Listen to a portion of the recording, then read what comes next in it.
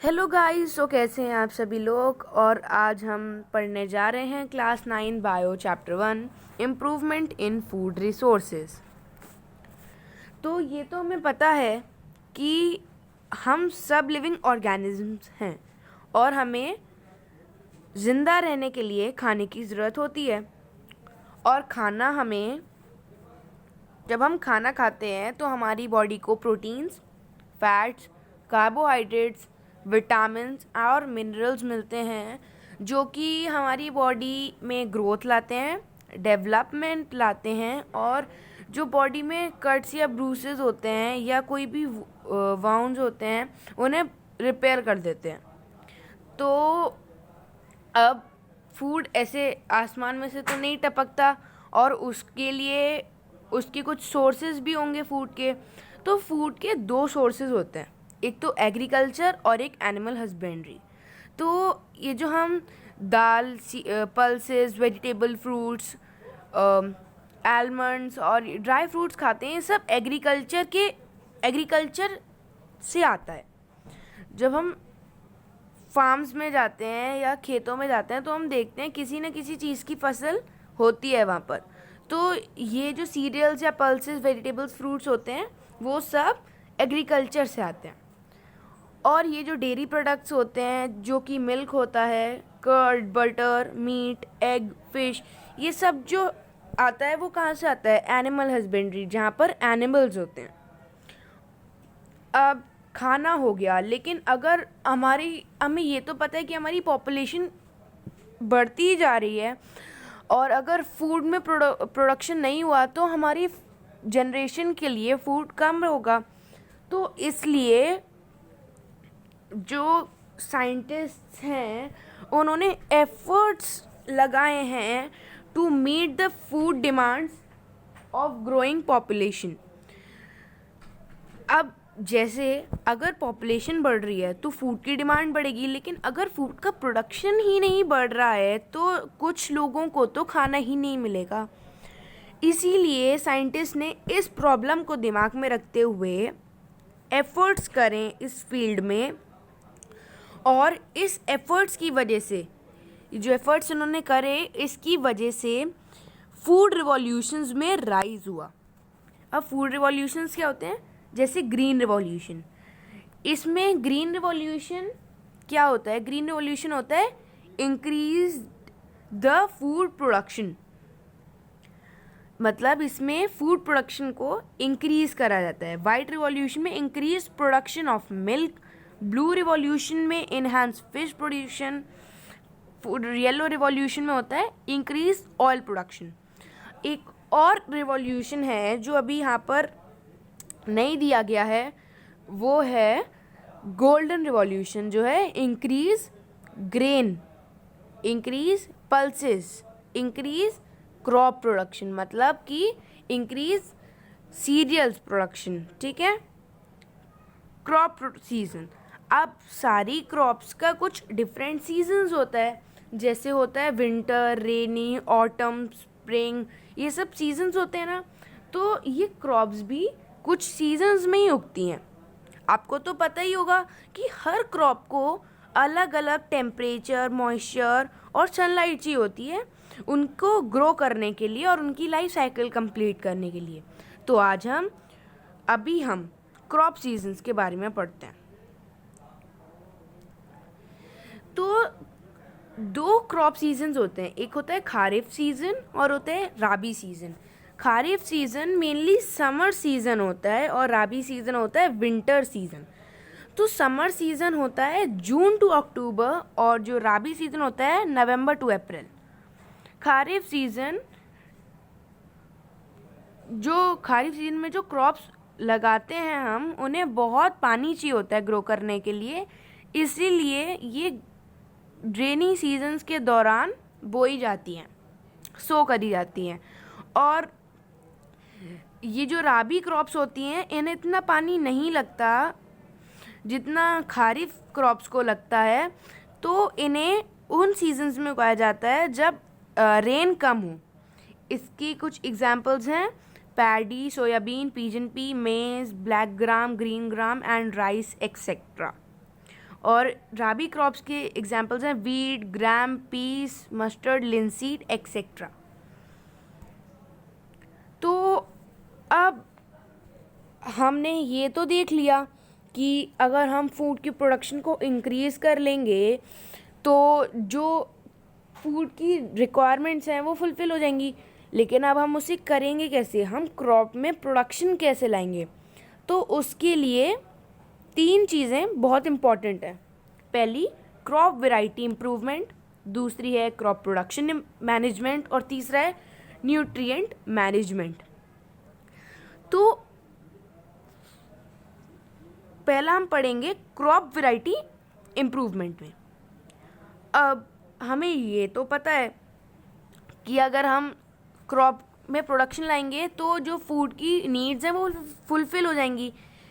लेकिन अब हम क्रॉप की प्रोडक्शन में इंक्रीज़ ले आए, अगर उसकी वैरायटी ख़राब हो गई, मतलब जैसे अगर उसमें डिजीज़ेज़ हो गए या वो क्रॉप ग्रो ही नहीं कर पाई, अगर हमने बहुत सारी क्रॉप लगा दी, तो उसके लिए पहला मेजर होता है कि क्रॉप वैरायटी इम्प्रूवमेंट। हम क्रॉप की जब वैरायटी को इम्प्रूव करते हैं तो हम प्रोडक्शन को भी इम्प्रूव कर सकते हैं।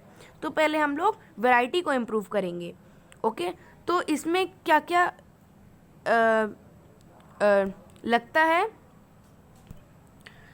High yields of crops by adopting technologies by cross breeding and hybridization.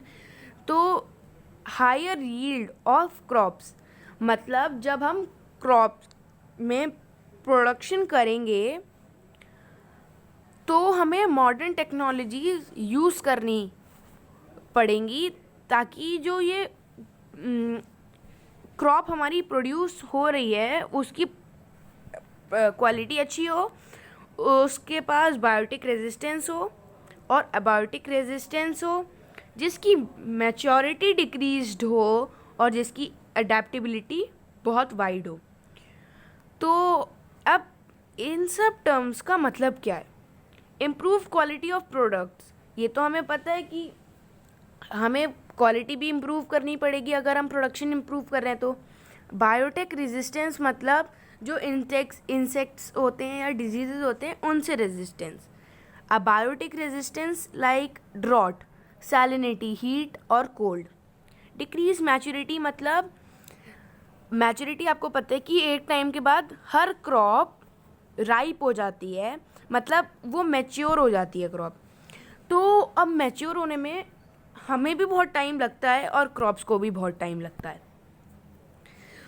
तो डिक्रीज मैच्योरिटी मतलब जो ये नई क्रॉप्स हैं, इनके मॉडर्न टेक्निक्स हैं और ये जो सीड्स इनके अच्छे हैं, इसमें क्या है, जो ये सीड्स हैं इनकी मैच्योरिटी की ड्यूरेशन कम है as compared to the normal seeds, और ये कम कॉस्टिंग, इनकी कम कॉस्ट होती है। और जितने टाइम में हम एक क्रॉप उगाते थे अब हम दो बार क्रॉप्स उगा सकते हैं।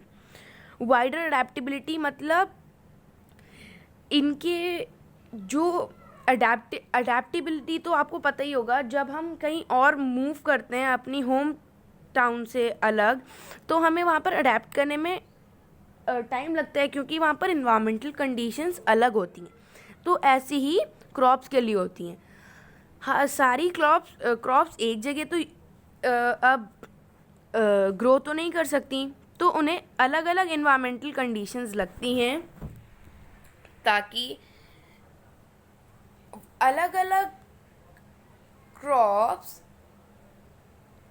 जो हैं will help in setting high production. अब हम अलग अलग क्रॉप्स जब ग्रो करेंगे तो अलग अलग क्रॉप्स का अडेप्टेबिलिटी भी अलग होगी। तो अगर हम जिस क्रॉप को जो इन्वायरमेंट की ज़रूरत है अगर हम उससे वही प्रोवाइड करेंगे तो it will help in setting high production. Okay, अब desired agronomic traits like height, branching, leaves etcetera will result in an increase production. अब डिज़ायर्ड एग्रोनॉमिक ट्रेड्स मतलब जो क्रॉप के फीचर्स होते हैं, जैसे कि उस क्रॉप की हाइट, उसकी लीव्स, उसकी ब्रांच एक्सेट्रा। अगर हम ये सब अच्छे होंगे तो उसकी प्रोडक्शन भी अच्छी होगी। अब हम पढ़ेंगे crop production improvement. It involves different practices carried out by farmer to achieve high standards of crop production. ये जो प्रैक्टिस है ये फार्मर के द्वारा करी जाती है ताकि वो high standards of crop production को वो कर पाए, प्रोड्यूस कर पाए। तो इसमें जो मेन प्रैक्टिसेस हैं वो यहाँ पर लिखी हुई हैं, जैसे न्यूट्रिएंट मैनेजमेंट, इरिगेशन और क्रॉपिंग पैटर्न्स। तो पहली nutrient management. Like other organisms, plants also require some elements for their growth. These elements are called nutrients. तो जैसे कि हमें पता है कि हमारी बॉडी को डेवलप करने के लिए भी कुछ न्यूट्रिएंट्स लगते हैं और प्लांट्स को भी लगते हैं। तो जो प्लांट्स को लगते हैं न्यूट्रिएंट्स वो होते हैं 16, जो 16 न्यूट्रिएंट्स हैं। वैसे तो बहुत न्यूट्रिएंट्स होते हैं लेकिन जो सबसे एसेंशियल न्यूट्रिएंट्स होते हैं वो 16 न्यूट्रिएंट्स होते हैं। और ये जो 16 न्यूट्रिएंट्स हैं वो दो कैटेगरीज में डिवाइड करे गए हैं, माइक्रो न्यूट्रिएंट्स और मैक्रो न्यूट्रिएंट्स। मैक्रो न्यूट्रिएंट्स वो न्यूट्रिएंट्स होते हैं या एलिमेंट्स होते हैं जो प्लांट्स में लार्ज क्वांटिटीज़ में लगते हैं, और माइक्रो न्यूट्रिएंट्स वो एसेंशियल एलिमेंट्स होते हैं जो प्लांट्स को कम क्वांटिटी में लगते हैं। तो सोर्स, अब हम ये टेबल देख लेते हैं, इसमें है सोर्स और न्यूट्रिएंट टेबल। तो सोर्स भी होगा कुछ न्यूट्रिएंट्स का सोर्स, जैसे हम जो न्यूट्रिएंट्स खाते हैं वो हमें कहाँ से मिलते हैं, फूड से मिलते हैं और पानी से मिलते हैं और बहुत सारी चीज़ों से मिलते हैं। तो ये जो प्लांट्स के न्यूट्रिएंट्स हैं वो भी, उनके भी कुछ सोर्सेज होंगे। तो पहला सोर्स है एयर। एयर से हमें क्या, प्लांट्स को क्या क्या मिलता है, कार्बन डाइऑक्साइड और ऑक्सीजन। वाटर से क्या मिलता है, हाइड्रोजन और ऑक्सीजन। सॉइल में होते हैं मैक्रो और माइक्रो न्यूट्रिएंट्स। तो मैक्रो न्यूट्रिएंट्स में आते हैं nitrogen, phosphorus, potassium, calcium, magnesium, sulphur. और माइक्रो न्यूट्रिएंट्स में आता है iron, manganese, boron, zinc, copper, chlorine etcetera. तो आज के लिए बस इतना ही था और hope you all enjoyed it. अब जो ये बाकी का बचा है वो हम नेक्स्ट वीडियोज़ में कवर करेंगे। Thank you.